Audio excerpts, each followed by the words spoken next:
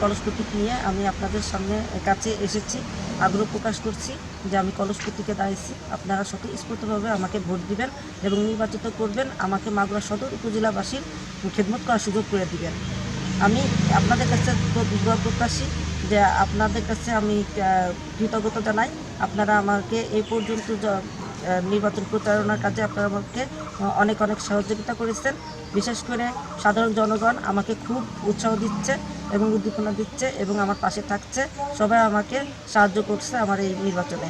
আমি তাদের কাছে কৃতজ্ঞ এবং আমাকে আর যারা আছেন আপনারা আমাকে দোয়া করবেন আমি যেন কলস প্রতীক নিয়ে আমি নির্বাচিত হতে পারি এবং আমি মাগুরা সদর উপজেলাবাসীকে খেদমত করতে পারি।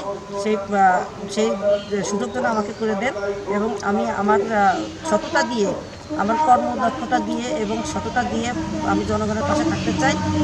আমি যেন এই সুযোগটা পাই সেই জন্য এবং সবার উপকার করতে চাই। আপনারা আমার এই সুযোগটা করে দিন।